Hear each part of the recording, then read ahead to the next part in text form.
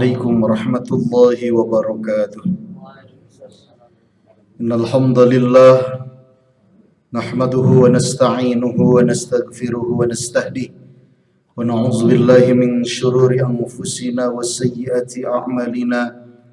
من يهد الله فلا مضل له ومن يضلل فلن تجد له وليا مرشدا. أشهد أن لا إله إلا الله وحده لا شريك له وأشهد أن محمدا عبده ورسوله. اللهم صل وسلم وبارك على نبينا محمد صلى الله عليه وسلم وعلى آله وصحبه أجمعين.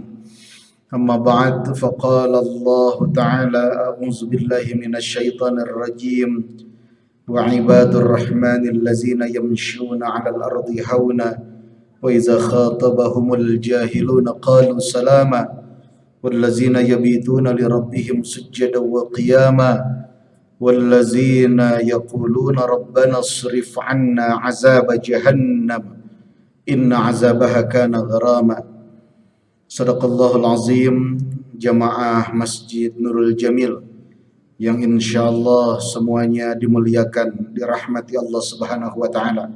Alhamdulillah, memasuki malam yang ke-14 di bulan Ramadan 1444 Hijriah ini, kita masih diberikan keistiqomahan oleh Allah Subhanahu wa taala.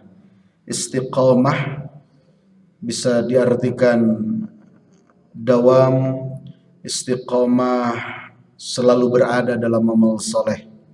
Imam Nawawi menyebut istiqomah itu berpindah dari satu kebaikan ke kebaikan yang lain, dari satu amal soleh ke amal soleh yang lain.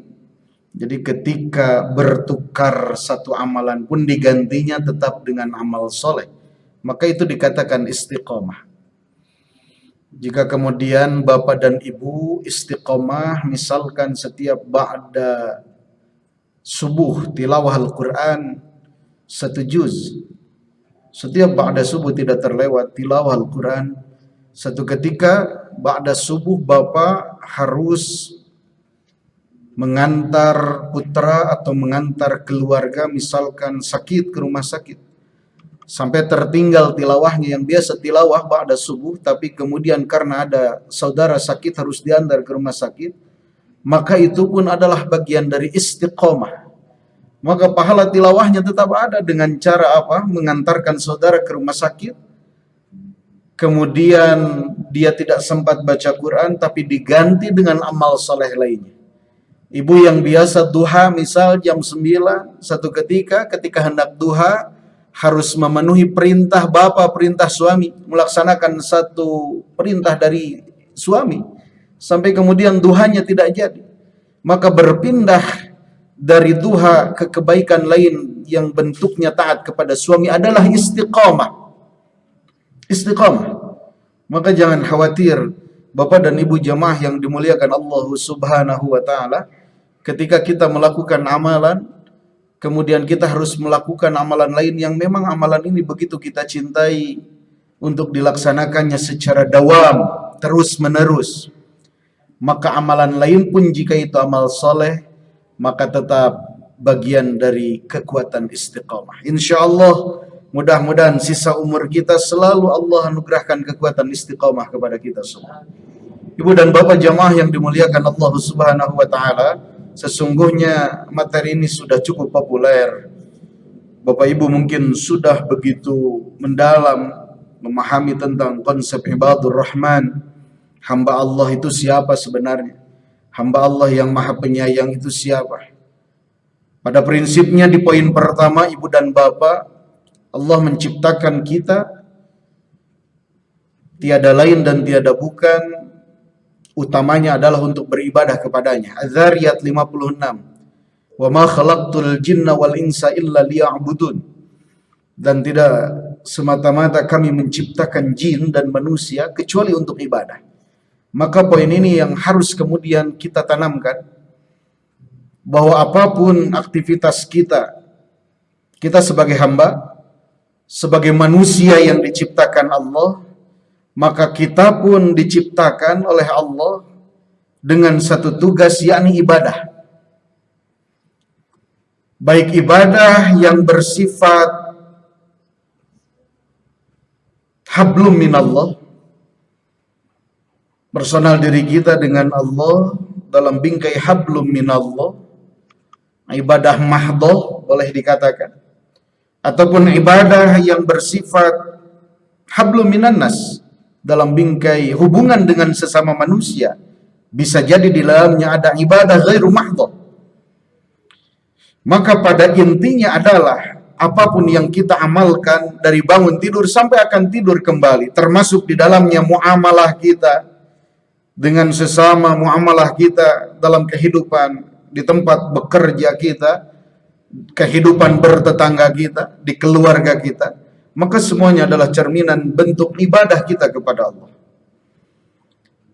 Nah, di antaranya tentu sebagai hamba Allah yang Maha Pengasih dan Maha Penyayang, Allah menyebutnya di dalam Al-Quran surah Al-Furqan, dimulai dari ayat ke-63, beberapa ciri saja yang tentunya insya Allah disampaikan.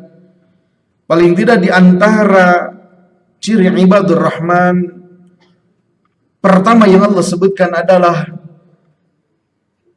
allazina yamshuna 'alal ardi hauna, mereka yang berjalan di muka bumi dengan penuh rendah hati, tidak ada kesombongan. Di poin pertama ini Allah sebutkan bahwa pada diri manusia terkadang selalu timbul, muncul sifat sombong, kesombongan.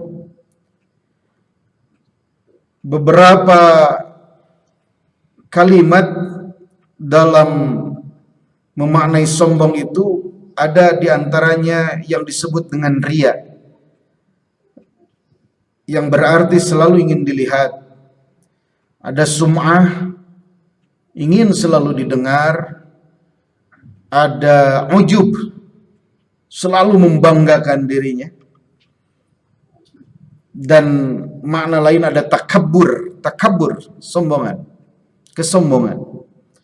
Maka hamba Allah yang paling utama, hamba Allah yang Maha Pengasih itu yang Allah sebutkan di poin pertama, mereka yang tidak sombong dalam menjalani kehidupan di muka bumi. Apapun yang Allah anugerahkan kepada dirinya tidak menjadikan dia takabur. Kalau sedikit saja kita bertafakur, jamaah yang dimuliakan Allah, memang benar apa yang akan kita sombongkan. Ketika Allah memberikan segala sesuatunya kepada kita, maka sungguh itu menunjukkan kelemahan kita bahwa kita tidak bisa berbuat apa-apa. Ketika orang mengatakan kita kaya karena Allah menitipkan harta, rizki lebih kepada kita dan tidak sulit bagi Allah untuk mencabutnya.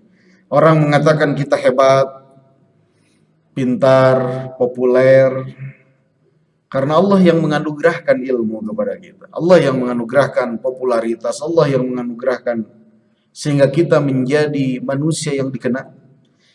Ketika kita dikatakan sehat, Allah yang menganugerahkan kesehatan. Maka semuanya harus dijadikan sebagai ladang ibadah kita kepada Allah. Kemudian yang kedua, wa idza khatabahumul jahiluna qalu salama, dan apabila orang-orang bodoh menyapa mereka dengan kata-kata menghina, mereka mengucapkan salam. Artinya tidak membalasnya dengan keburukan. Tapi ketika ada hal-hal yang menyebabkan dirinya merasa tersakiti karena ucapan orang-orang yang bodoh, maka dia kembalikan lagi kepada Allah. Dia memahami siapa yang mengatakan, kemudian membalasnya tetap dengan kebaikan-kebaikan, walaupun dalam kenyataannya tidak mudah, ibu dan bapak, tidak mudah. Tapi ketika kita tetap mengalah, mendoakan, tetap dengan kebaikan-kebaikan, maka itulah yang kemudian disebut dengan ibadur rahman. Kemudian yang ketiga, seperti tadi yang disampaikan oleh Pak Haji dalam petikan ibadur rahman, wallazina yabituna li rabbihim sujjada wa qiyama, mereka yang menghabiskan waktu malam untuk beribadah kepada Allah, bersujud, berdiri. Terlebih kita di bulan Ramadan Hadirin yang dimuliakan Allah usini wa iyyakum bitaqwallah, maka manfaatkan momentum malam bukan untuk tidur seluruhnya, tapi ada sebagian dari tahu mungkin lebih banyak dari itu kita memanfaatkannya untuk taqarrub kepada Allah. Bagaimana dahsyatnya sujud yang begitu panjang di salat malam kita. Bagaimana dahsyatnya kita berdialog dengan Allah tatkala kebanyakan manusia tidur. Tatkala kebanyakan manusia memang terlelap dalam tidurnya. Maka di antara salah satu pesan Rasulullah sallallahu alaihi wasallam ketika pertama kali beliau masuk ke kota Madinah, ada satu pesannya, wasallu bil laili wan nasu niyam tadkhulul jannata bisalam. Dan salat malamlah kalian ketika kebanyakan manusia tidur, maka kalian masuk surga dalam keadaan selamat. Kalau memang seluruh malam tidak bisa dimanfaatkan, paling tidak ada sebagian. Ketika sebagiannya tidak bisa, paling tidak ada seperempat malam yang kemudian kita manfaatkan. Sepertiga malam terakhirnya kita manfaatkan untuk taqarrub kepada Allah. Disinilah menjadi kekuatan kita, senjata. Usini wa iyyakum bitaqwallah. Mari kita nikmati. Kita nikmati terutama malam-malam Ramadan ini dengan kekuatan taqarrub kita kepada Allah. Misalkan kalau tidak bisa dari awal malam, paling tidak mungkin kita sudah bangun jam 2, setengah 3 sebelum sahur. Kita perbanyak tilawah Al-Quran, salat dan lain sebagainya. Itulah hamba Allah yang tentunya akan mendapatkan kemuliaan dari Allah Subhanahu wa taala. Kemudian selanjutnya yang terakhir di antara sekian banyak dari ibadur rahman, wallazina iza anfaqu wallazina yaquluna rabbana srif 'anna 'azaba jahannam inna 'azabaha kana gharama. Di situ disebutkan dan orang-orang yang berdoa, ya Allah jauhkanlah azab jahannam dari kami, karena sesungguhnya azab itu membuat kebinasaan yang kekal. Seseorang yang selalu memohon dijauhkan dari siksa api neraka, seseorang yang selalu memohon kepada Allah agar dihindarkan dari azab jahannam, itulah ibadur rahman diantaranya. Maka dalam doa-doa kita, termasuk diantaranya di doa terakhir ketika tahiyat akhir, ada doa Allahumma inni a'udzubika min azabil qabri wa min azabin nar wa min fitnatil mahya wal mamat wa min syarri fitnatil masihid dajjal. Kita berlindung dari azab kubur, azab api neraka jahannam. Di akhir doa yang biasa kita baca ada Rabbana atina fid dunya hasanah wa fil akhirati hasanah wa qina azaban nar. Perbanyaklah doa itu. Maka insyaallah mudah-mudahan kita masuk pada bagian ibadur rahman yang Allah sampaikan di dalam Al-Quran surah Al-Furqan dimulai dari ayat 63. Ibu bapak jamaah yang dimuliakan Allah, akhirnya tidak terasa malam-malam Ramadan, hari-hari Ramadan berlalu. Tidak akan kembali lagi malam pertama, malam kedua Ramadan tahun ini. Sudah berlalu. Yang ada adalah bagaimana kemudian kita memantapkan kembali di sisa malam-malam Ramadan tahun ini dengan amaliyah terbaik. Jangan sampai kita termasuk satu golongan iza dakhala Ramadan summan salakha falam yughfar lahu. Ramadan berlalu nanti tapi tidak diampuni dosa, nauzubillahi min zalik. Oleh karena itu kita memperbanyak taubat, memperbanyak istighfar, mempersedikit berbicara dengan makhluk ketika memang tidak bermanfaat, dan memperbanyak komunikasi dengan Allah melalui media salat, tilawah Al-Quran, zikir. Itulah yang insya Allah mudah-mudahan menjadikan kita lebih baik lagi, dan Allah anugerahkan malam qadar, malam kemuliaan untuk kita semua. Amin ya rabbal alamin. Itu saja yang bisa disampaikan. Mohon maaf apabila ada kesalahan dan kekhilafan. Rabbana atina min ladunka rahmah wa hayyi lana min amrina rasyada. Rabbana atina fid dunya hasanah wa fil akhirati hasanah wa qina azabannar. Subhana rabbika rabbil izzati amma yasifun wa salamun alal mursalin walhamdulillahi rabbil alamin. Wassalamualaikum warahmatullahi wabarakatuh.